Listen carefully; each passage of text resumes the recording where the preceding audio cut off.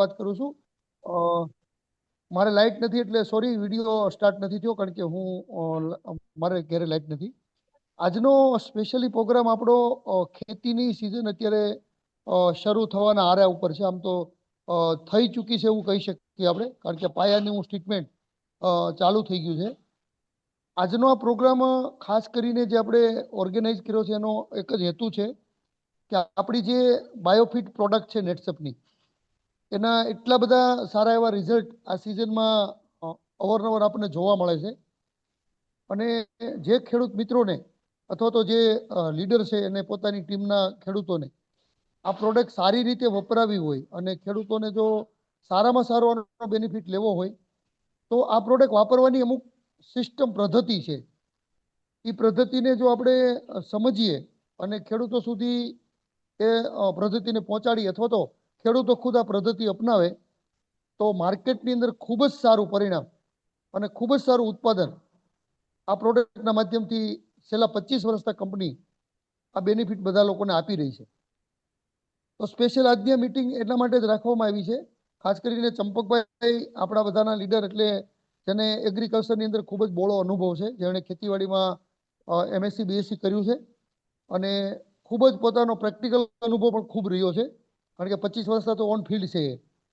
તો જ્યારે પોતાનું એજ્યુકેશન સાથે જ્યારે પોતાનો પ્રેક્ટિકલ અનુભવ ભેગો થાય ત્યારે ખરેખર એ બહુ ઉપયોગી જ્ઞાન આપણા માટે થઈ જતું હોય છે.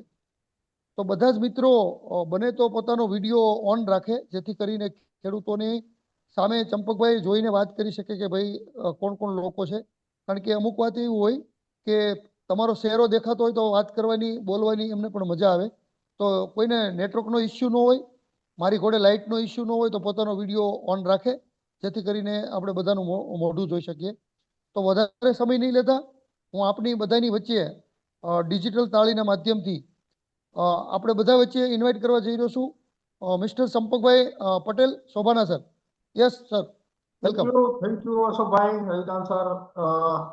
ખાસ કરીને આજની આ મીટિંગનો હેતુ ઉદ્દેશ્ય એવો છે કે ભાઈ બાયોફિટ, આપણો જે લોકો ઓલરેડી બાયોફિટ ફિલ્ડની અંદર જે કામ કરે છે, મતલબ એગ્રીકલ્ચર રિલેટેડ, તો એની પાસે જે વધુ નોલેજ હોય તો જ સામેના વ્યક્તિને સારી રીતે આપણે પીરસી શકીએ છીએ. તો સિઝન પણ અત્યારે શરૂ થવા જઈ રહી છે, કારણ કે જૂન મહિનો ઓલરેડી બેસી ગયો છે.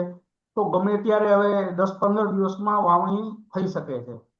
તો કઈ રીતે પટ દેવો, કેવા ખાતરો વાપરવા, પાછતરી શું ટ્રીટમેન્ટ આપવી, તો આ બધાને ધ્યાનમાં રાખી અને આજે આપણે આ ટૂંકી મીટિંગનું આયોજન રાખેલું છે કે જેથી તમારી પાસે સારામાં સારું નોલેજ મળે અને કંઈક કન્ફ્યુઝન હોય તો એ દૂર થઈ જાય. તો આજની મીટિંગ ની અંદર ઓલરેડી પ્રોડક્ટ વિશે બહુ ડીપમાં નોલેજ નહીં લઈશ, ઔપચારિક જે જરૂરી છે એ તો ઇન્ફોર્મેશન દઈશ, પણ પાછળથી મતલબ પટ દેવામાં ક્યારે સ્પ્રે કરવો, કઈ પ્રોડક્ટ પાણીમાં પેલા પાવી છેલ્લે પાવી, જેથી કરીને આપણું ઉત્પાદન સારું થઈ શકે અને ખેડૂતોનો ખર્ચો ઘટી શકે. તો આવો મિત્રો આપણે બાયોફિટ સ્ટાર્ટ કરતા પહેલા હું તમને એટલી ઇન્ફોર્મેશન શરૂઆતમાં દેવા માંગુ છું, કારણ કે અત્યારે ભારતની એગ્રીકલ્ચર ખેતીનો જો સિનેરિયો મતલબ સ્થિતિ જોવા જાય તો એટલી હદે જમીન બગડતી જાય છે, કારણ કે વધુ પડતા રાસાયણિક ખાતરો, કેમિકલ, નબળું પાણી, આની હિસાબે દિન પ્રતિદિન જમીન બગડતી જાય છે. સાથે સાથે ઇરિગેશન પાણીની ફેસિલિટી વધવાથી એક પછી બીજો પાક, મતલબ વર્ષની અંદર 2 થી 3 પાક લેવાથી જમીનની પત બગડી શકે છે. તો આ બધા ફેક્ટર જ્યારે એક સાથે કામ કરે તો કોઈ પણ પાકનું ઉત્પાદન ક્યારેય ધાર્યું મળતું નથી. કારણ કે ઘણી વખત તમે ઓવર રાસાયણિક ખાતરો વાપરો, ઓવર કેમિકલ, ફંગીસાઇડ, પેસ્ટિસાઇડ વાપરો, પણ એનું રિઝલ્ટ ઝીરો મળે છે.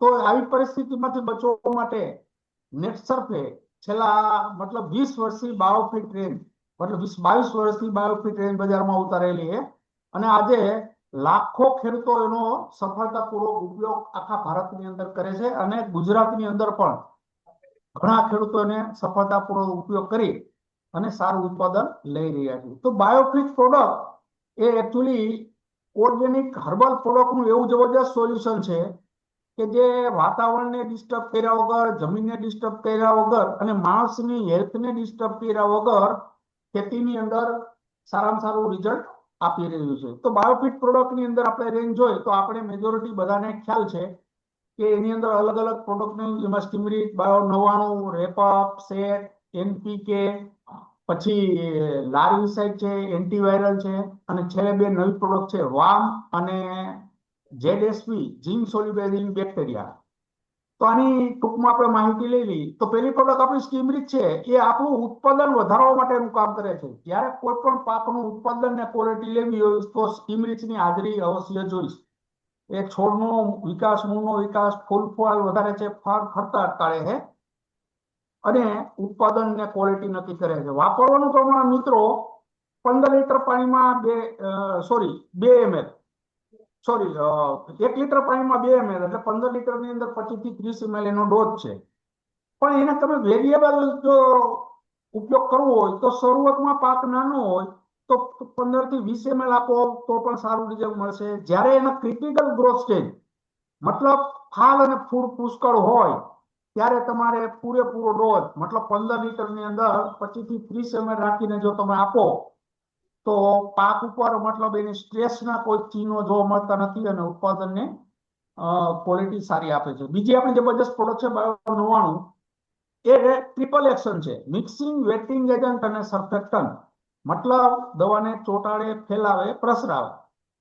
પણ બજેટ તમે એમ કહેશો મિત્રો સ્ટીકર બજારમાં ઘણા છે, પણ બાયો 99 છે એ હાઈલી સિસ્ટેમિક બેઝ, મતલબ સિલિકોન બેઝ આખી પ્રોડક્ટ છે અને લગભગ 45 મિનિટની અંદર કોઈ પણ જે સિસ્ટેમિક જંતુનાશક દવા છે એ પાનની સપાટીથી લઈને છોડમાં અંદર જબરજસ્ત જો પ્રસરાવાનું કામ કરતું હોય તો બાયો 99 છે. તો બાયો 99 આપણને મિત્રો ખ્યાલ છે કે દિન પ્રતિદિન એગ્રોની અંદર બજારમાં જે કેમિકલ્સ મોલેક્યુલ્સ મળે છે એ એટલા મોંઘા થતા જાય છે કે અત્યારે જો તો 5 થી 10 રૂપિયાનું લીટર એ પ્રોડક્ટ પહોંચી ગઈ છે. તો મિત્રો ખાલી એની અંદર તમે 10 થી 15% જો દવાનું પ્રમાણ તમે ઘટાડી શકતા હો તો તમને દવાનો ખર્ચો ઘણો ઘટી જાય છે.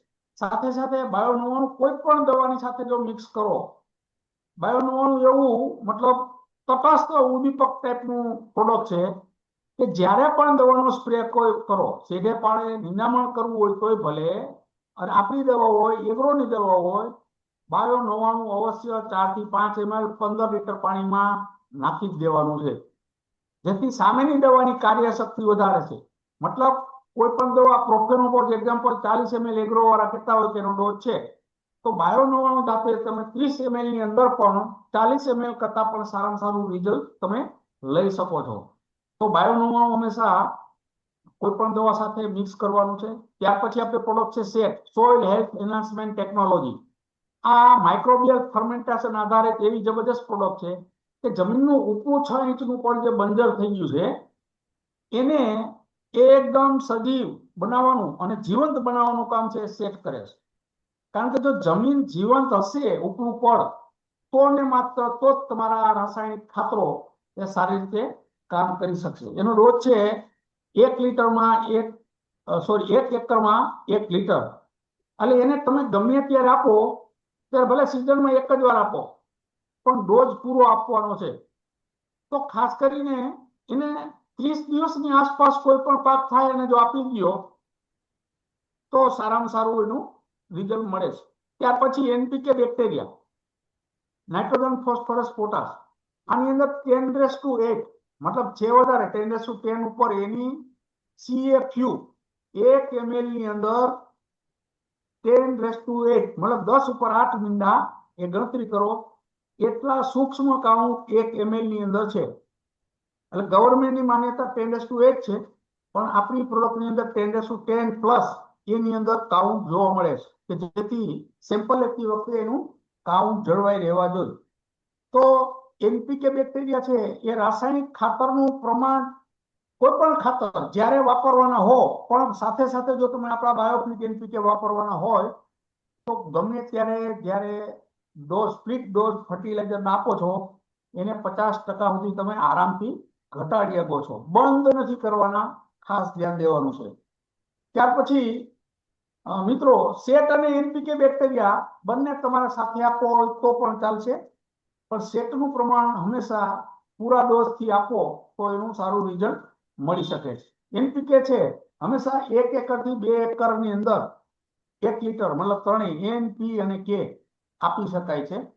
પણ સેટ અને એનપીકે વાપરો ત્યારે કોઈ પણ રાસાયણિક ખાતર કે નિંદામણનાશક દવા સાથે કે કેમિકલ સાથે આપવાનું નથી. આગળ પાછળ 5 થી 7 દિવસનો સમય ખાસ રાખવાનો છે, આ ભૂલાય નહીં. કારણ કે એ જીવતી વસ્તુ છે સેટ અને એનપીકે. બંનેને સાથે આપવું હોય, આપણી સ્ટીમરી સાથે આપવું હોય, બાયોનોવા સાથે આપવું હોય તો ચાલશે. બજારના કેમિકલ સાથે એ બાધ્ય છે.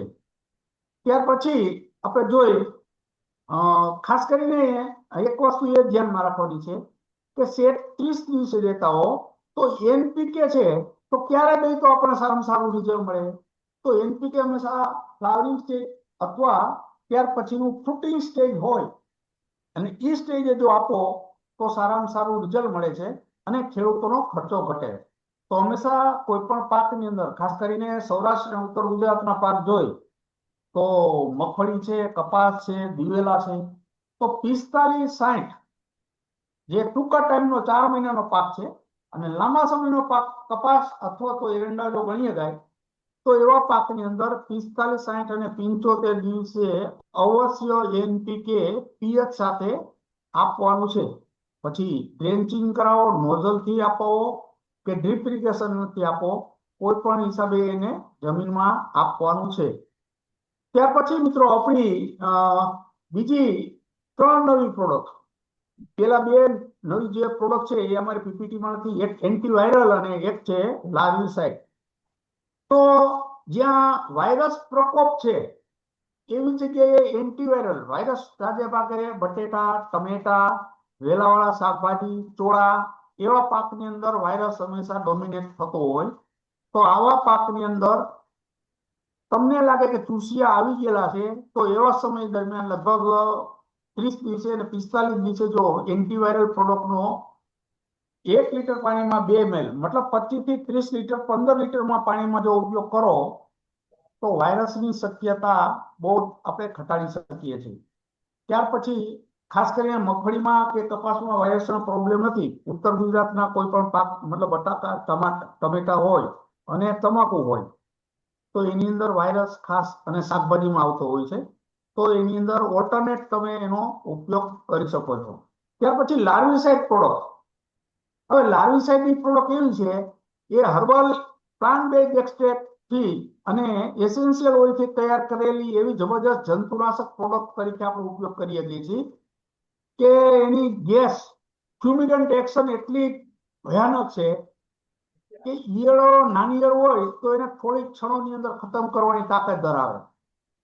તો જે આ કેમિકલના વિકલ્પ તરીકે જો આપણે વાપરવું હોય તો લાર્વિસાઇડ છે એ નાની ઈયળ છે, એની મતલબ એન્ટીફિડન, રિપેલન્ટ એક્શન અને ઓઇસાઇડલ એક્શન, ઈંડાનાશક, જંતુને દૂર રાખવાનું કામ કરે છે અને જબરજસ્ત ગેસ એક્શન છે. તો એનાથી માઇનોર ચૂસિયા પણ હોય તો એને પણ ગુગળાવીને મારી નાખવાનું કામ એ લાર્વિસાઇડ કરે છે. તો ખાસ કરીને મગફળી હોય, દિવેલા હોય કે કપાસ હોય તો ઈયળની શરૂઆતનું સ્ટેજ હોય તો અવશ્ય આપણે લાર્વિસાઇડ પ્રોડક્ટને ભલામણ કરવાની છે અને એનું પ્રમાણ છે 15 લીટરમાં 25 થી 30 ml. ખાસ કરીને મગફળીની અંદર સુયા બેસતા હોય, ડોડવા ફૂલ અને સુયા બેસવાના સ્ટેજે ઈયળોનો પ્રકોપ હોય તો આ 2 સ્ટેજે ખાસ કરીને લાર્વિસાઇડનો અવશ્ય વપરાશ કરવાનો છે. ત્યાર પછી નવી પ્રોડક્ટ જે આપણે આવી જે પીપીટીમાં અત્યારે ઉલ્લેખ નથી, વામ. વામ મિત્રો એનો આખો ફૂલ ફોર્મ થાય છે વેસ્ક્યુલર એક્સ્ક્યુલર માઇકોરાઝા, VAM. મિત્રો આ એવી જબરજસ્ત ફૂગ છે.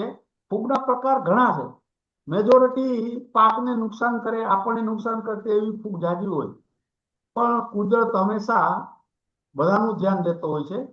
તો આપણું પણ તકેદારી લીધી છે, જમીનની અને પ્લાન્ટની તકેદારી લીધી અને એવી ફૂગ પણ સાથે સાથે નુકસાન કર્યા વગર એવું જબરજસ્ત રિઝલ્ટ આપે છે કે આપણા ઉત્પાદનની અંદર સારો એવો ફાયદો લઈ શકીએ. તો વામ છે પ્રોડક્ટ એ મિત્રો એનું મેઇન કામ છે એ ફોસ્ફરસને પ્લાન્ટની અંદર એબ્સોર્બ કરવાનું, મતલબ સિમ્બાયોટિક એક્શન છે. સિમ્બાયોટિક એક્શન એટલે સહજીવી. પ્લાન્ટના મૂળિયા સાથે પ્લાન્ટને કોઈ પણ આપણો મેઇન પાક છે એના મૂળને બિલકુલ નુકસાન કર્યા વગર જમીનની અંદર તોડફોડ કરી અને થોડું ઘણું ખાતરો રિલીઝ કરે, સૂક્ષ્મ તત્વોને રિલીઝ કરે જમીનમાંથી, અને ફોસ્ફરસ ગમે એટલી ઊંડાઈએ પડ્યો હોય તો એવું જબરજસ્ત ઝાડું રચે છે. અને એ ઝાડું એ આખું એના તાંતણા દ્વારા મૂળ સુધી ફોસ્ફરસ પહોંચાડવાનું કામ આ રામ કરે છે. તો એક ખાસ ધ્યાન દેવાનું છે. અને ઘણી મતમતાંતર આવતા હોય, ઘણા લોકોનો મને ફોન આવતા હોય કે સાહેબ વામની બિયારણમાં પટ દેવાની પણ ભલામણ છે, તો એનું કઈ રીતે વાપરવું? તો બિયારણમાં પટ આપણું સ્ટીમરીત દેવું, વામ દેવું, બેય દેવું અને કઈ રીતે દેવું એનો ઉલ્લેખ હું પાછળ આપું છું. એ પહેલા આપણે આ બધી પ્રોડક્ટ આપણે ડીપમાં જોઈ લઈએ. એટલે વામ છે એ ફોસ્ફરસને મૂળ સુધી પહોંચાડવાનું કામ કરે છે. એટલે આજે મોંઘું ખાતર કોઈ હોય તો ફોસ્ફરસ છે, ઓછામાં ઓછું કામ કરતું હોય તો ફોસ્ફરસ છે. તો ફોસ્ફરસની લભ્યતા વધે તો જમીનને તો મતલબ ઓછો ફોસ્ફરસ આપ્યો હોય છે તો પણ સારી રીતે છોડ એને જે જોઈશે એ મેળવી શકશે. હવે વામ કદાચ તમે જોયું તો ઘણા મિત્રો જે ખેડૂત ખેતી કરતા એટલે સંકળાયેલા છે, ખેતી કરે છે, તો એને ઘણી વખત પ્રેક્ટિકલ જોયું હોય કે વામની ફૂગ કેવી હોય. મિત્રો એ નરી આંખે જોયું તો જોઈ શકાય છે. ઘણી વખત છોડવા ઉપાડતા હોય, તમે મગફળી ઉપાડો, કપાસ ઉપાડો, તુવેર કે દિવેલા જ્યારે આપણે છેલ્લે કાઢતા હોય ને તો મૂળિયાની બાજુમાં સફેદ કરોડિયાના ઝાડ જેવું ઝાડું ઘણી વખત બાજી ગયેલું જોવા મળે છે. આ મિત્રો બીજું કઈ નથી, એ વામ છે. એ બિલકુલ આપણને નુકસાન નથી કરતી પણ જબરજસ્ત ફાયદો કરાવે છે. તો વામ છે રાસાયણિક ખાતરનો ખર્ચો ઘટાડવામાં ઘણું અગત્યનું પરિબળ ભજવે છે. ત્યાર પછીના ZSP ઝીંક સોલ્યુબલાઇઝિંગ બેક્ટેરિયા, જેમ આપણા નાઇટ્રોજન N, P અને K બેક્ટેરિયા છે, એમ ZNSB એ બેક્ટેરિયા પણ કંપનીએ બજારમાં મૂકેલા છે. પણ ખાસ એક વસ્તુ ધ્યાનમાં દેવાની છે, એનો રોલ છે જમીનમાં ઝીંક જે કંઈ પણ થોડું ઘણું હોય તો એને લભ્ય બનાવવાનું કામ કરે. પણ ખાસ કરીને સૌરાષ્ટ્ર, ઉત્તર ગુજરાત અને દક્ષિણ ગુજરાતની મેજોરિટી જમીન છે એ ઝીંકની ડેફિશિયન્સી વાળી, મતલબ ઓલરેડી ઝીંક ઓછું જ છે. ત્યાં તમારી જમીનમાં છાણિયું ખાતર પુષ્કળ ભરાતું હોય ત્યાં ઝીંક આરામથી મળી રહે છે. અને જો છાણિયું ખાતર ન ભરાતું હોય તો 100% ઝીંકની ડેફિશિયન્સી બધી જમીનમાં જોવા મળે છે. એટલે ZSB બેક્ટેરિયા વાપરવા હોય તો કાં તો છાણિયું ખાતર સારું જમીનમાં ભરેલું હોવું જોઈએ, એક. બીજું, પાયાની અંદર ઝીંક, બજારમાંથી જે ઝીંકની પ્રોડક્ટ મળે છે, ઝીંક ગ્રેન્યુલ, ઝીંક પાવડર, જે પણ તમે જો વાપરો હોય તો એનો સારામાં સારો ઉપયોગ કરવાનું કામ એ આપણા બેક્ટેરિયા કરાવશે. એટલે એમાં પણ એક ખાસ તકેદારી એ લેવાની છે. તો મિત્રો આ શોર્ટમાં આપણી બાયોફિટ, સોરી એક રેપક પ્રોડક્ટ. રેપક છે એ ઓર્ગેનિક ફૂગનાશક અને બેક્ટેરિયાનાશક તરીકે જબરજસ્ત કામ કરવાનું કામ એ રેપક કરે. નામ જ એવું છે, રેપક, મતલબ વીંટાળવું. પાન ઉપર એવું જબરજસ્ત કવચ પાતળું કરે છે કે હવામાંથી જયારે બેક્ટેરિયા કે ફૂગ છોડ ઉપર આવતા હોય તો એને હવામાં જ રોકી દેવાનું કામ એ રેપક પ્રોડક્ટ કરે છે. મતલબ પ્રિવેન્ટિવ અને ક્યુરેટિવ. રોગ આવ્યા પહેલા વાપરી શકો, રોગ આવી ગયા પછી પણ વાપરી શકો. એ જ રીતે મૂળજન્ય જો કોઈ પણ સડો સુકારો હોય તો એને તમે પ્રિવેન્ટિવ અને ક્યુરેટિવ આગળ અને પાછળ બંને રીતે તમે વાપરી શકો છો.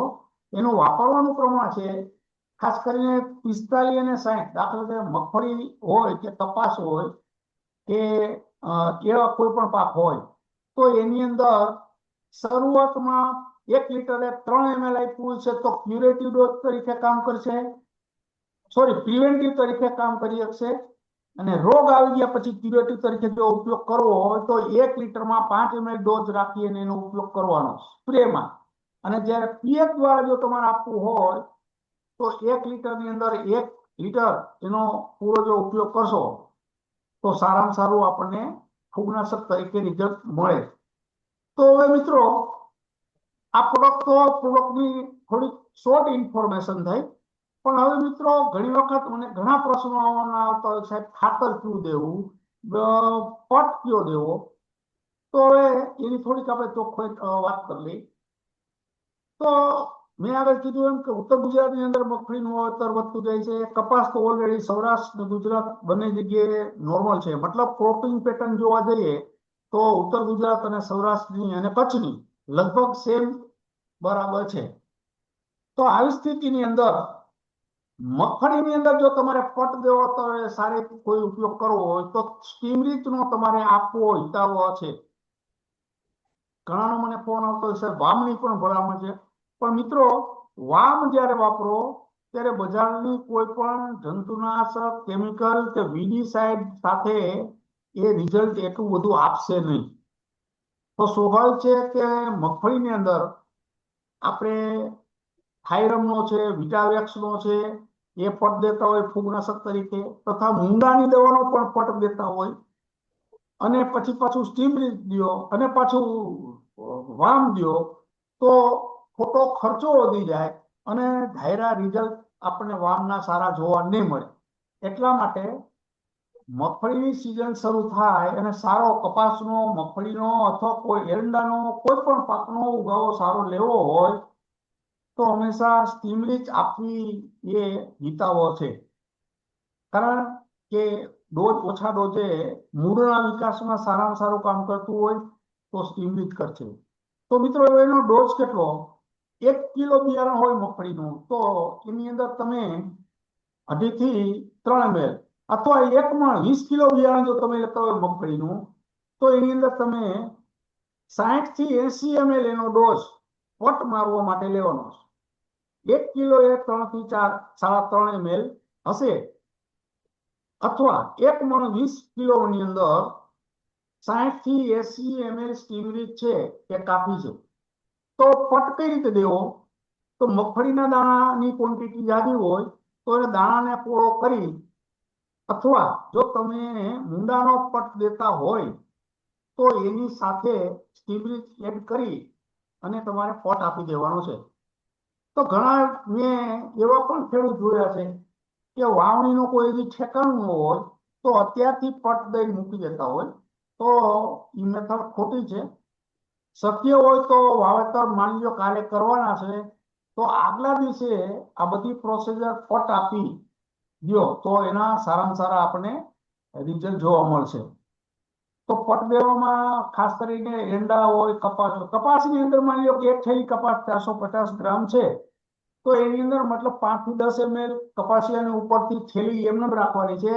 ઉપરથી છે મોઢું તોડી અને 5 થી 10 ml સ્ટીમ રીચ અંદર નાખી અને મોઢું ટાઈટ કરી અને ફૂલ હલાવવાનું છે. આ ખાસ ધ્યાન દેજો. અને પછી છાંયે સૂકવી દેવાનું. મગફળીના દાણા હોય તો ભલે, કપાસના દાણા, એરંડાના હોય તડકે નહીં, છાંયે સુકાઈ ગયા પછી તમે એને વાવવામાં કે ચોપવામાં એનો ઉપયોગ કરી શકશો. હવે મિત્રો બીજી વામ પ્રોડક્ટ છે તો એને પટ દેવો હોય તો દઈ શકાય છે. એનું મહદ અંશે ફૂગનાશક તરીકે ફૂગને આવતી રોકવાનું કામ પણ જબરજસ્ત છે. માત્ર ફોસ્ફરસને એબ્સોર્બ કરવાનું નથી, એ મતલબ જેટલી જમીનમાં ફૂગના જીવાણુ બીજાણુ જન્મતા હોય ને એને જ ખતમ કરવાનું કામ અને મૂળની ફરતે પ્રોટેક્શન લેયર કરવાનું કામ વામ કરે છે. તો જ્યાં બિલકુલ કેમિકલ કોઈ વાપરતા જ નથી જે ખેડૂત એવા 100% ઓર્ગેનિક ખેતી કરે છે એવા ખેડૂતોએ વામનો બિયારણના પટ તરીકે તમે એનો ઉપયોગ કરી શકશો. એમાં 1 કિલો 5 ml વામ લઈ અને તમે કોઈ પણ પાકની અંદર તમે એનો પટ દઈ શકશો. પણ મારી ખ્યાલ છે કે મેજોરિટી લોકો મૂંડાનો મગફળીમાં પટ દેતા હોય તો એની સાથે વામ નહીં દેવાનું.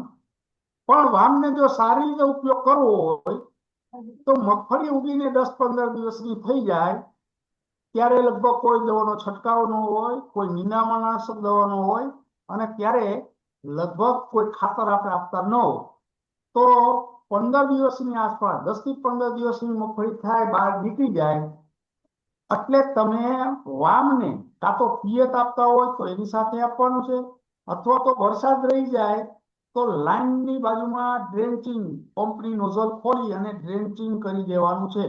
1 એકરમાં 1 બોટલ. હંમેશા શરૂઆત ડ્રેન્ચિંગની વામથી કરવાની છે 10 થી 15 દિવસે. ત્યાર પછી સેટ આપવાનું છે 30 દિવસની આસપાસ, અને ત્યાર પછી 45, 60 અને 75 દિવસ જેવો પાકની લાંબાઈ અવધિ હોય એ પ્રમાણે એનપીકે જો તમે આપશો તો દરેક પાકની અંદર સારામાં સારા આપણને રિઝલ્ટ જોવા મળશે. વાવને એટલું થોડું વહેલું આપવાની ભલામણ એટલા માટે છે કારણ કે વામ છે એ જમીનમાં જઈ અને પોતાની કોલોની બનાવતા જ એને 10 થી 15 દિવસનો સમય લાગે છે. એટલા માટે 10 દિવસની આસપાસ જો ડ્રેન્ચિંગ હોય, ડ્રીપ ઇરિગેશન હોય, પાણી સાથે વરસાદના વહી ગયા પછી ડ્રેન્ચિંગ કરવું હોય, જો વામ આપી દો તો કોઈ કેમિકલના સંપર્કમાં આવતું નથી વામ, અને ઝડપથી એની કોલોની બનાવી અને એ કામ શરૂ કરી દે છે. એટલે એ પ્રોડક્ટ તમારે શરૂઆત આપણે 10-12 દિવસે વામ કરી લો. ખરેખર તો એને પાયામાં મૂળથી આપવું હોય તો ચાલે, પણ કારણ કે આપણે રાસાયણિક ખાતર આપવું હોય અને પટમાં આપણે બધા અવનવા કેમિકલ વાપરતા હોય તો એને 8-10 દિવસ પછી આપવું સારું રહેશે. તો 15 દિવસની આસપાસ 10 થી 15 દિવસમાં વામ આપવું, 25 થી 30 દિવસમાં સેટ આપવું, અને ત્યાર પછી એનપીકે ના ડ્રેન્ચિંગ ડોઝ આપો તો સારું રિઝલ્ટ આપણને મળે. ત્યાર પછી એક વસ્તુ રહી ગઈ કે ભાઈ સ્ટીમરીજ બાયો 99 ના બીજી તમારો રોગ આવે કે ન આવે, જંતુ આવે કે ન આવે, બીજી પ્રોડક્ટ વાપરો કે ન વાપરો, પણ સ્ટીમરીજ બાયો 99 ના મગફળી, કપાસ, દિવેલા હોય કે પછી શિયાળુ પાક હોય, 3 થી 4 સ્પ્રે ખાસ તમારે ધ્યાનમાં દેવાના છે. પહેલો સ્પ્રે જો 4 મહિનાની અવધિનો પાક હોય તો પહેલો છંટકાવ 25 થી 30 દિવસે. દાખલા તરીકે મગફળી હોય, આ વર્ષે મગફળીનું બમ્પર વાવેતર થવા દઈ રહ્યું છે, તો મગફળીમાં 25 થી 30 દિવસે ફૂલ ઉગડવાની શરૂઆત થાય તો એનો ક્રિટિકલ ગ્રોથ સ્ટેજ કહેવાય છે. તો આ તબકે સ્ટીમરીજ અવશ્ય આપવાનું છે, સ્ટીમરીજ બાયો 99. ત્યાર પછી બીજો ક્રિટિકલ ગ્રોથ છે 45 દિવસે. મગફળી હશે તો સૂર્ય બેસવાનું ટાઈમ થશે, કપાસ હશે તો ચાપવા બેસવાનું ટાઈમ થશે, તો ત્યારે તમારે સ્ટીમરીજ બાયો 99 નો પાછો 45 દિવસે ખાસ યાદ રાખવાનો. 60 દિવસે મગફળીની અંદર દોડવા નાના નાના નફલા બંધારણ શરૂ થતું હોય અને કપાસમાં ફૂલ ઉગડવાનું શરૂ થાય, તો આ તબકો છે એ ક્રિટિકલ તબકે કોઈ પણ સારા તત્વો તમે છોડમાં છંટકાવ દ્વારા આપો તો છોડ એને ઝડપથી રિસ્પોન્સ આપે છે. તો 60 દિવસે અવશ્ય આપવાનું છે. 75 દિવસે મતલબ 10-15 દિવસના અંતરે મગફળીની અંદર દાણા ભરાતા હોય, કપાસમાં ઝીંડવાનું બંધારણ શરૂ થઈ ગયું હોય, તો આ તબકે 75 દિવસે પણ સ્ટીમરીજ બાયો 99 નો સ્પ્રે ખાસ કરવાનો છે. આ ખાસ ભૂલાય નહીં, આ તકેદારી લેવાની. તો મિત્રો આ થઈ આપણે પટ દેવાની આપણી મેઇન પ્રોડક્ટની વાત, પટ દેવાની વાત. સાથે સાથે ખાતર બાબતમાં પણ ઘણા લોકોના ફોન આવતા હોય. તો મગફળી છે અને કપાસ છે એ રાસાયણિક ખાતરને મતલબ ફોસ્ફરસને ઓછામાં ઓછો રિસ્પોન્સ આપે છે, મગફળી નાઇટ્રોજનને ઓછામાં ઓછો રિસ્પોન્સ આપે છે. તો પાયાના ડોઝ તરીકે હંમેશા ફોસ્ફરસ ખાતર પૂરેપૂરો ડોઝ દઈ દેવાનો. મતલબ એમાંથી તમે ડીએપી વાપરી શકો, એનપીકે વાપરી શકો, પછી 20-20-13 જેને એમોનિયમ ફોસ્ફેટ સલ્ફેટ કહેવાય એ પણ તમે વાપરી શકો. પણ જો મગફળીની વાત કરો તો મેઇન તેલીબિયાનો પાક છે, તો સલ્ફર તત્વ જેટલું તમે અને કેલ્શિયમ તત્વ જમીનમાં હોય તો મગફળી સારામાં સારી થાય. આજે અમારા રાજકોટ જિલ્લાની જમીન કરતા ગીર સોમનાથ અને કેશોદ વેરાવળ બાજુની જમીન છે એ ઉત્પાદન હંમેશા મગફળીનું ઊંચું રહે છે, કારણ કે જમીન કેલ્કેરિયસ ટાઈપ છે, કેલ્શિયમનું પ્રમાણ છે. તો તમારે અહીંયા સલ્ફર ઘટે તો હંમેશા એએસપી ખાતર અને થોડો પોટાશ એ મિક્સિંગ કરીને પાયામાં દઈ દો, અને પછીથી પોટાશ થોડો ઘણો સ્પ્રે પોટેશિયમ નાઇટ્રેટ ખાતર બજારમાં અવેલેબલ છે. એને તમે 60 દિવસે 75 દિવસે 2 વખત સ્પ્રે તમે કરી દેશો તો મગફળી સારામાં સારું ઉત્પાદન અને સારામાં સારી ક્વોલિટી, દાણો મોટો. આ ખાસ એ ધ્યાન દેજો. એટલે મગફળીની અંદર સલ્ફેટ યુક્ત ખાતર પાયામાં જો ગયું હોય અથવા વાપરવું હોય તો પેલી પસંદગી એ મતલબ 20-20-13 અને સાથે થોડું ઘણું પોટાશ નાખી અને કરો તો બેસ્ટમાં બેસ્ટ રિઝલ્ટ મળશે. એ જ રીતે કપાસની અંદર પણ પાયાની અંદર 20-20-0-13 અને થોડો પોટાશ આપી અને જો કપાસનો વાવેતર કરો. અને એ જ રીતે એરંડાની અંદર કેસ્ટરમાં, કારણ કે એ પણ તેલીબિયા પાક સેમ, એની અંદર પણ તમે આ વાપરી શકશો. ઘણી વખત ખેડૂતો બહુ કહેતા હોય કે સાહેબ ડીએપી મળતું નથી, 12-32-16 મળતું નથી. તો ઓલ્ટરનેટ તરીકે એનો ડોઝ, મતલબ એને નાઇટ્રોજન, ફોસ્ફરસ, પોટાશની જે ભલામણ છે એ તમે ત્રણેયમાંથી કોઈ પણ તમે લઈ લો. અને છેલ્લે કાંઈ ન મળે તો સિંગલ સુપર ફોસ્ફેટ અને યુરિયા અથવા એને સિંગલ સુપર ફોસ્ફેટ અને એમોનિયા મિક્સ કરીને પણ તમે દઈ શકો છો. એટલે ખાતર ક્યારે મળે ન મળે એવું નહીં રાખવાનું, સેવા ગ્રેડ મળતો જ નથી. તો ઓલ્ટરનેટ વિકલ્પ બજારમાં ઘણા છે. એ તમે તમારા સિનિયર પાસેથી પણ માર્ગદર્શન લઈ આનો તમે ઉપયોગ કરો તો સારામાં સારા આપણને રિઝલ્ટ મળે છે. તો આ મિત્રો વાત થઈ આપણી આ બધી પ્રોડક્ટની બેઝિક ઇન્ફોર્મેશન પ્લસ સ્પોટ દેવો માટે અથવા આપણી આ પ્રોડક્ટ ક્યારે વાપરવી અને કેટલી વાપરવી, સાથે સાથે રાસાયણિક ખાતર છે એનો પણ કઈ રીતે વાપરવું એ એમાં પણ કાંઈ પણ કન્ફ્યુઝન હોય તો તમે તમારા જે તે સિનિયરને પણ પૂછપરછ કરી શકો છો. હવે મેઇન વાત રહી, હવે હું સ્ક્રીન શેર બંધ કરું છું. હવે થોડુંક આજે પ્રશ્નોત્તરી સેશન જેવું પણ છે. એટલે જે કોઈ પણને થોડા ઘણા મૂંઝવતા પ્રશ્નો હોય તો આપણે 10-15 મિનિટ માટે પ્રશ્નોત્તરી પણ આપણે કરી લઈએ.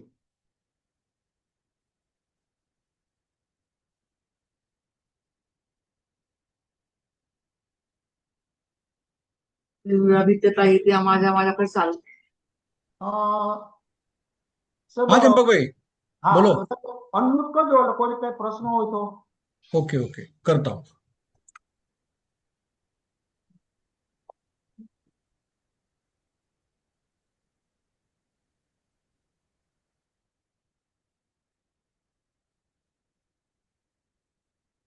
પ્રશ્ન ચંપકભાઈ, જનરલ ખેડૂતોનો એક પ્રશ્ન એ હોય છે, મેજોરિટી લોકોનો, કે રાસાયણિક ખાતર સાથે સેન્દ્રિય ખાતર દેવું કે નહીં. અવાજ બંધ છે તમારો, અવાજ બંધ છે.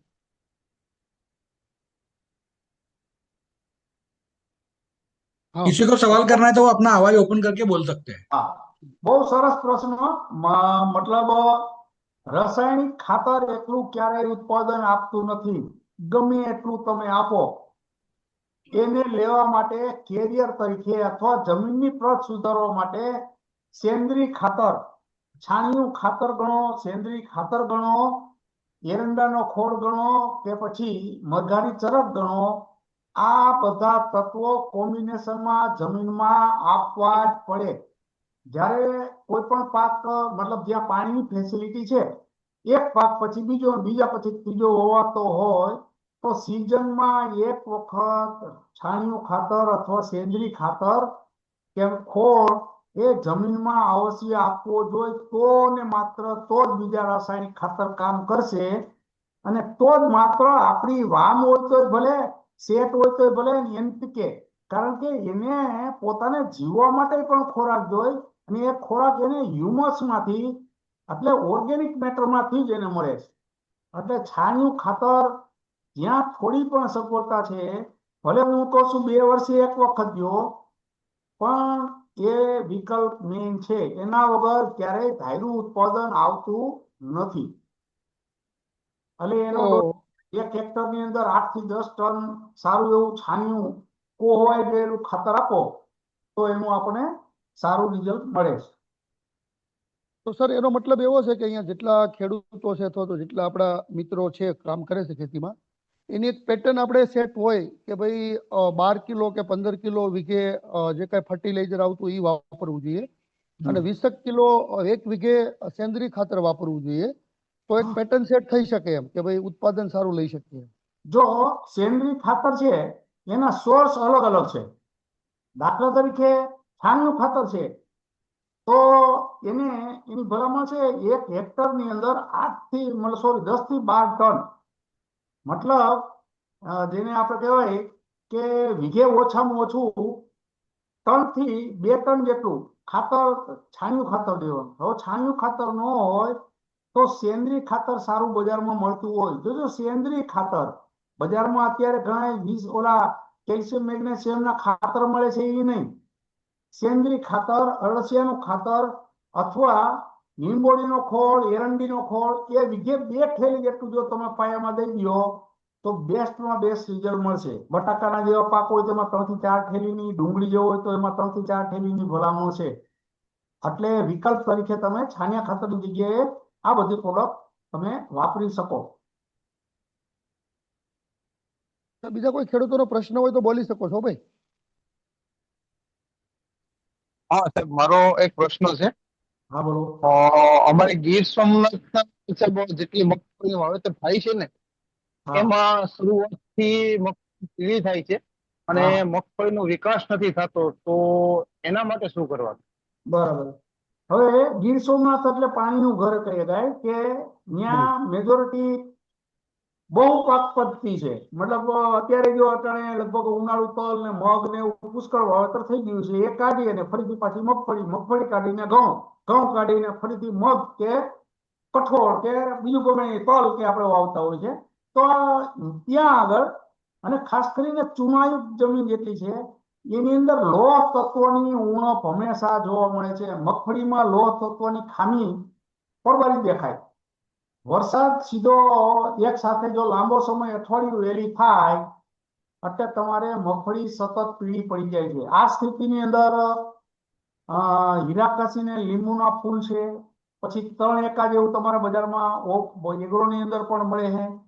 આ પ્રોડક્ટને સેજ પણ મગફળી પીળી દેખાય ત્યારે તમે જો એનો સ્પ્રે હીરાકસી ને લીંબુના સાથે લીંબુના ફૂલ આપી અને કરો, અથવા તો 3 એકા જે પ્રોડક્ટ છે એનો તમે કરો, 2 થી 3 વખત તમારી જેવી જમીન વધારે પડતી પીળી પડતી હોય તો 3 વખત, નકર 2 વખત 15-15 દિવસના અંતરે જો આનો સ્પ્રે કરી દો તો મગફળી હંમેશા લીલી રહેવી જોઈએ. અને લીલી ન હોય તો ઉત્પાદન આપણે મળતું નથી.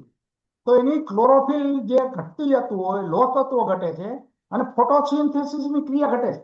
એને એકદમ લાઈનમાં લેવાનું કામ ફેરસ સલ્ફેટ કરશે. તો આ પ્રોડક્ટમાં તમારે મગફળીમાં તૈયારી રાખવાની જ, આપવાના જ 1-2 રાઉન્ડ.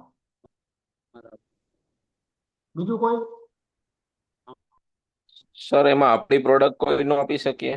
ના, એનું કારણ છે મગફળી છે એ હાઈલી સસેપ્ટેબલ લોહ તત્વો માટે. મતલબ લોહ છે એને પુષ્કળ એને જરૂર છે. અને રેચક જમીન થઈ ગઈ હોય, વધારે વરસાદ થાય એટલે છોડને લોહ મળવાનું બંધ થઈ જાય છે. એ કપામાં કે એરંડામાં એટલી ઇફેક્ટ એની આવતી નથી, પણ મગફળી છે સેન્સિટિવ પાક છે લોહને લઈ. તો એ પ્રોડક્ટ વાપરવી હિતાવહ છે. આપણી પ્રોડક્ટ છે, હવે માની લો કે જ્યાં છાણિયું ખાતર ભરીને અને મગફળી વાવી હોય અને સિંગલ એક કે વર્ષમાં 2 જ પાક લેવાતા હોય, ત્યાં લોહ તત્વ ઓછું ઘટશે. તો ત્યાં માની લો સ્ટીમરીચ છે અને વામ જેવી પ્રોડક્ટ જો તમે વાપર્યું હોય તો મહદ અંશે રોકવાનું કામ કરે છે. 100% તો એ પણ ન કરી શકે. સર, અમારા હાલો સર, હાજી બોલો બોલો. હવે એની અંદર જ્યાં મગફળી પીળી પડી જાય છે ને હા ત્યાં એક પાયાના ખાતરની અંદર જે આપણે એમોનિયા આવે છે ને, એમોનિયા પેલા પાયાની ખાતરની અંદર જે વાવે છે ને એમાં હા વાવશે ને તો એનો ફાયદો હા થશે. બરાબર? હા એમાં અમે એ રીતે રિઝલ્ટ લીધેલું છે. હા તો શરૂઆતમાં જે પાયાનું ખાતર વાવે ને એમાં એમોનિયમ ખાતર આવે ને, એમોનિયમ સલ્ફેટ કે, હા. તો એ યુઝ કરી શકે. મેં એટલા માટે જ એમાં તમે કીધું કે મગફળી હા તેલીબીયા પાક છે એટલે હા ઓઇલ સીડમાં હંમેશા સલ્ફર રોલ ભજવતો હોય. તો જો ઉપર હા મેં તમે સ્પ્રે કીધું ને ફેરસ સલ્ફેટ બંને આવી હા ગયું. લોહ તત્વ અને સલ્ફેટ બંને એનું કોમ્બિનેશન છે, ફેરસ સલ્ફેટ. પણ ઘણી વખત સલ્ફેટનું પ્રમાણ જો જમીનમાં ઓછું હોય તો એમોનિયા ખાતર 12 થી પછીથી મતલબ ફૂલ ઉગડી ગયા પછી ત્યારે આપો અથવા પાયામાં આપો તો સારામાં સારું રિઝલ્ટ રહેશે. આવી સ્થિતિની અંદર જો ખરેખર તમે નિરમાનું અથવા તો આપણે કોરોમંડલનું સુપર આવે સિંગલ સુપર ફોસ્ફેટ ખાતરનું નામ સાંભળ્યું હોય તો એક ખાતર વત્તા પ્લસ એમોનિયા અને વત્તા થોડો પોટાશ મિશ્રણ કરીને વાવો એ મગફળી માટે બેસ્ટમાં બેસ્ટ ખાતર થશે. સિંગલ સુપર સર ફોસ્ફેટ અમારે પ્લસ એમોનિયા, કારણ કે જોયો સિંગલ સુપર ફોસ્ફેટ ની અંદર ફોસ્ફરસ આવી જાય છે, પ્લસ એમાં ગંધક આવે છે, પ્લસ એની અંદર કેલ્શિયમ પણ આવે છે.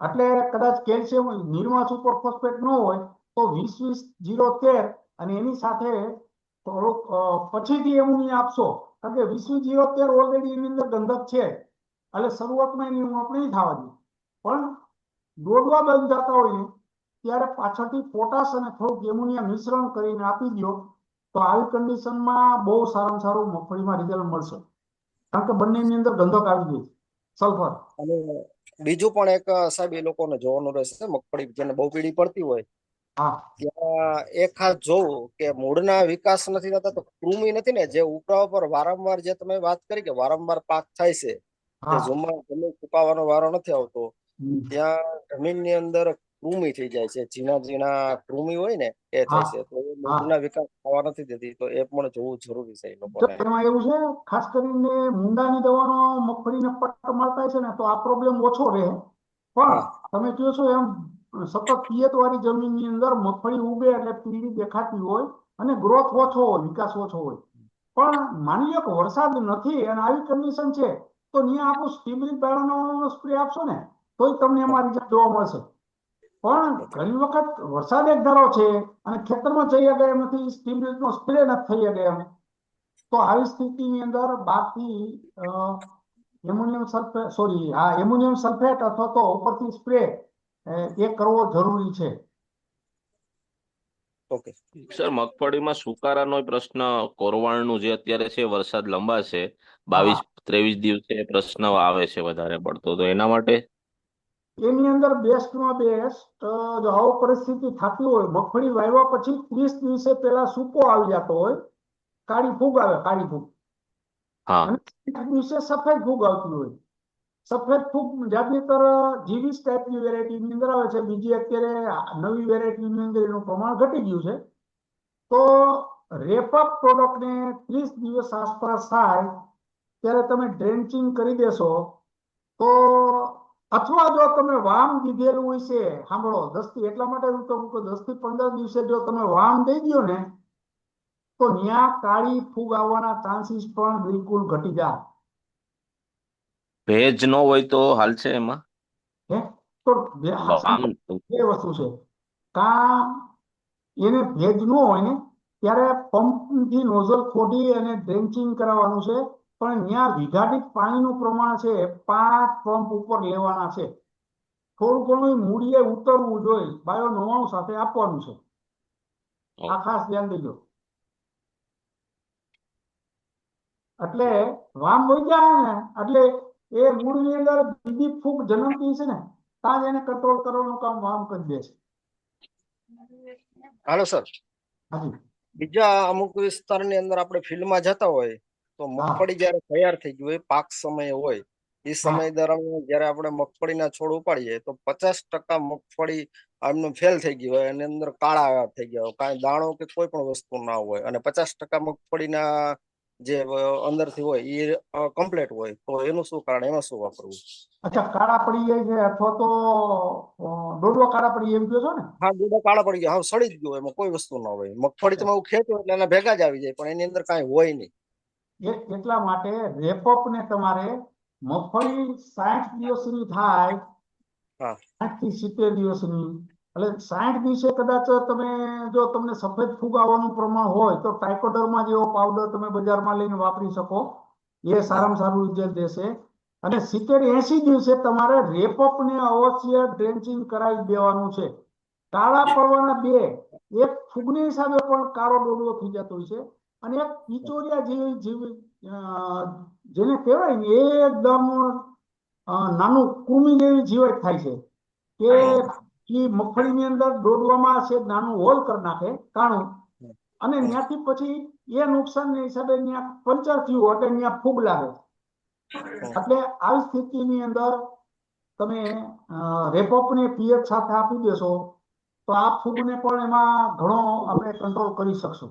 એટલે મગફળીની અંદર પિયતમાં ખાસ કરીને પિયત આપતા હોય તો ભલે, અને વરસાદ કન્ડિશનમાં ચલાય એવી થાય તો 70 દિવસે 2.5 થી 3 લીટરમાં રેપઅપ પિયત સાથે પાણી સાથે આપી દેવાનું છે.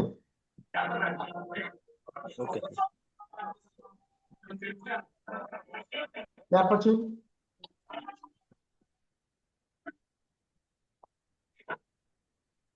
બીજા કોઈનો કઈ પ્રશ્ન હોય તો. હલો સર, હમ હલો, એ મુંડા વધારે આવતા હોય તો એ માંડવીમાં? મુંડાની અંદર ઘણી કંપની અત્યારે દવાના અ, લઈને આવી ગયેલી છે.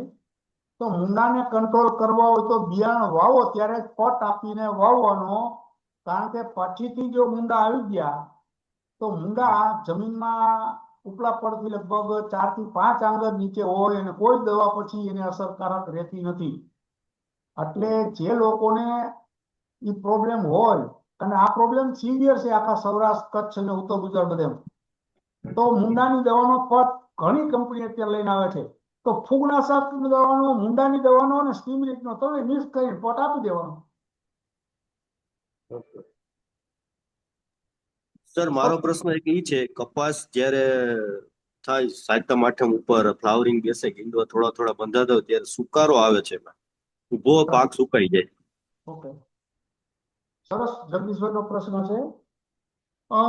કપાસ, બીટી કપાસ આવ્યા પછી તમે જોજો સંકટ 4 અને 6 છે ખેડૂત વાવતા છે, એમાં ફૂલ આગળ પાછળ કન્ટિન્યુ આવતા, ચાપવા ખરી જાય, નવું આવે, નવું ઝીણવું લાગે, વળી 5 ખરી જાય, વળી પાછું ઝીણવો.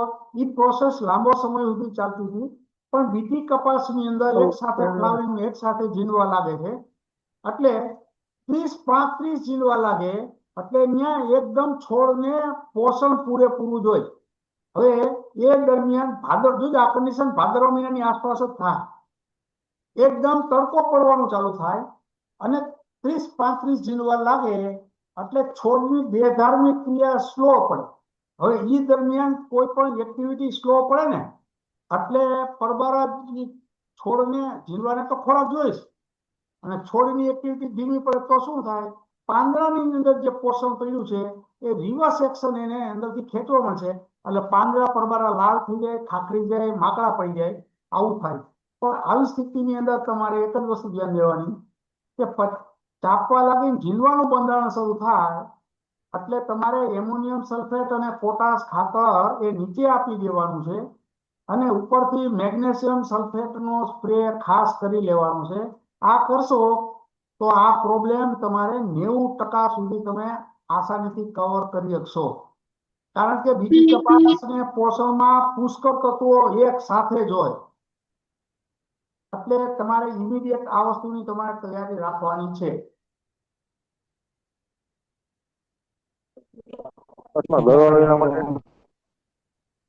અવાજ નથી આવતો કરણભાઈ.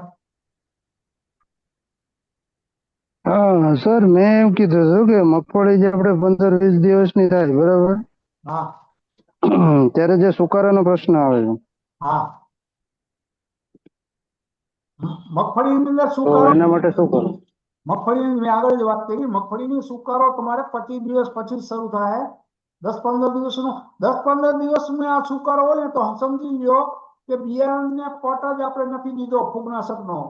બિયારણને પટ જો ફૂગનો નહીં દો, મગફળીની અંદર ભૂલા વગર બિયારણને ફૂગનાશક દવાનો પટ બજારમાંથી લઈ અને અવશ્ય દેવાનો છે. કોઈ ભૂલ નહીં કરે એના વગર વાવતા જ નહીં. 2 વસ્તુ, મુંડાની દવા અને ફૂગની દવા. કદાચ સ્ટીમરીચ નહીં હોય તો ત્યારે હાલશે, પણ આ 2 વસ્તુ પાયામાં નહીં દો તો 50% તમારા પાક ફેલ જવાના ચાન્સીસ વધી જાય છે. એટલે હંમેશા આપણે આપણી વસ્તુ રિઝલ્ટ દે જ છે, પણ એના સિવાયની વસ્તુ બજારમાંથી જરૂરી છે એ વાપરવાની જ છે. એટલા માટે પાયામાં તમારે આ 2 વસ્તુ આપી જ દેવાની છે, અને બીજા લોકોને પણ આ વપરાવાનું છે.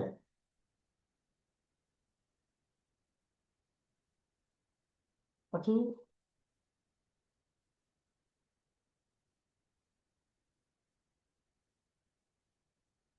કદાચ હવે બીજા કોઈને કઈ પ્રશ્નો હોય થઈ જતા હોય તો તમારા સિનિયરોને પણ તમે પૂછી શકો છો. કદાચ એવા એવા અલગ અલગ મેટર હોય છે તો સિનિયર અમને પ્રશ્ન કરીને અને જવાબ મેળવી શકશે. લગભગ અત્યારે કપાસમાં કે મગફળીમાં કે એરંડા દિવેલામાં કે ચોમાસું પાકમાં જે પણ જરૂરી આપણી વસ્તુ છે એ શિડ્યુલ લગભગ આપી દીધેલું છે. જો આટલી જ વસ્તુ ટૂંકમાં ફરીથી રિમાઇન્ડ કરી દઉં કે પાક વાવો ત્યારે બિયારણને સ્ટીમરીચનો કોઈ પણ દવા ફૂગનાશક દવા કે જે આપતા હોય એની સાથે દઈ દેવાનો છે. મગફળીમાં મૂંડાનો અને ફૂગનો પટ અવશ્ય દેવાનો છે. પછી 10 થી 15 દિવસની મગફળી થાય એટલે તમારે વામને અવશ્ય વાપરવાનું છે, જેથી કરીને 30 દિવસનો હુકારો આવતો હોય તો એમાં આપણને કંટ્રોલ મળી જાય. 30 દિવસે સેટને પિયતમાં આપવાનું છે અને 45-60 અને જો લાંબો સમયનો પાક હોય તો 75 દિવસે NPK આપવાનું છે. આ સિસ્ટમને તમે ફોલો કરશો તો બધા પાકની અંદર આપણે સારામાં સારું રિઝલ્ટ મળશે. હવે લગભગ મારા ખ્યાલ મુજબ કદાચ પ્રશ્ન નહીં હોય. પ્રશ્ન હોય તો સિનિયરને તમે સર હાલો, આજી બોલો. આપણે રીંગણીમાં મોટી 5 વીઘાની રીંગણી છે, હવે એ લોકોને અટાણે વાયરસ આવ્યો છે, હા, તો એનો પ્રશ્ન. વાયરસ છે તો પાંદડા આમ ઝમર જેવા ગુકળાઈ જાય છે, છોડ ઝમર જેવો થઈ જાય છે, શું થાય છે? પીળા રેડ થઈ જાય છે ને કુકડ કેમ ઓલો આવ્યો હોય એકદમ એની ઘડે પાન થઈ જાય છે. એકદમ નાના નાના પાન થઈ જાય છે. હા હા, આમ તો કુકડ કેમ આવ્યું એની ઘડે થઈ જાય ને આખા પીળો છોડ થઈ જાય. ઓકે. અને તો મનન છે કેટલા સમયથી ઉતરતી છે રીંગણી અંદાજે? તો અંદાજે તો અટાણે તો એ 5 વીઘાની છે. એમ અટાણે તો એને બે ચાર વીણી થઈ ગઈ છે. હા બરાબર. એની અંદર 20-20-13 ખાતર આપી દીજો. સાંભળો. હા અને વાયરસ વાળા જેટલા છોડવા છે એને બધાને દાંતેડાથી વાઢીને જમીનમાં દાટી દેવાના અથવા તો સીધા પરબારીને હળગાવી દેવાના છે. અને લીંબોળીનું તેલ જેટલી કોઈ પણ વસ્તુ અને આપણું લીંબોળીનું તેલ અને આપણું એન્ટીવાયરલ જે પ્રોડક્ટ છે એનો સ્પ્રે ખાસ અપાવી દેવાનો છે. જેટલા છોડ છે એને બધાને કટિંગ કરી અને સળગાવી દેવાના.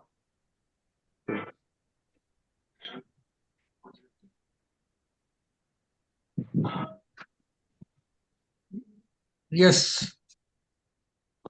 તો કપામાં ઓલું ઘરો આવે છે એના માટે શું કરવાનું? એને કપાસમાં દિવાળી પછી ઘરો આવી જાય છે, ચીકણા ચીકણા પાન થઈ જાય ને. કપાસમાં બીટી કપાસમાં એક પ્રશ્ન ઓછો છે, પણ કદાચ આવી જતો હોય તો જ્યાં દિવાળી જાય 10-15 દિવસ જાય ને પછી ઘરો આવી જાય ને કપાના છોડવા હુકાઈ જાય ઉભા ને ઉભા. ઓકે તરીઓ પડી જાય, આમ 5-10 વીઘાનો કપા હોય પીળા પીળા છોડવાની તરીઓ પડી જાય. તમે આ વસ્તુ માર્કિંગ કરજો કે જ્યાં ગળો આવ્યો હોય એ ખેતરની અંદર છેલ્લા 1 મહિનામાં આપણે એક પણ જંતુનાશક દવાનો ઉપયોગ ન કર્યો હોય તો જ આ બને. તમને શંકા ક્યાંક ક્યાંક હજી દેખાતો હોય ને તો એની અંદર એસ્ટામાપ્રિડ છે, ઇમિડા છે, ટોલફેન પાયરાઇડ છે, આવી કોઈ પણ દવાનો તમે સ્પ્રે કરી દેહો એટલે ત્યાં ગળો આવવાનો પ્રશ્ન બિલકુલ રહેશે નહીં. ગળો તો જ આવે જ્યાં ખેતરની અંદર કમસે કમ 30 દિવસના દવા નહીં છટાણી હોય એવા જ ખેતરની અંદર ગળો આવવાની શક્યતા રહેશે. સર ગળો આવવાનો બીજો એક પ્રશ્ન છે, મેન વ્હાઇટ ફ્લાય સફેદ માખી આવે ને હા એટલે ગળો આવી જાય તો એમાં આપણું ઇન્ટેક કામ આપશે. હા, એ ઇન્ટેક છે, મતલબ આપણે લારી સાઈડે તમે આપો ને તો એમાં મન હશે ચૂસે જીવત એમાં કંટ્રોલ રહેશે. હાલો, ઇન્ટેક ની સાથે બીજી કોઈ પેસ્ટિસાઇડ આપણે નાખી શકીએ, પણ ઇન્ટેક એમની સાથે છે તો વ્હાઇટ ફ્લાય માં સારું રિઝલ્ટ મળશે. વ્હાઇટ ફ્લાય નહીં હોય તો ગળો નહીં આવે. બરાબર છે.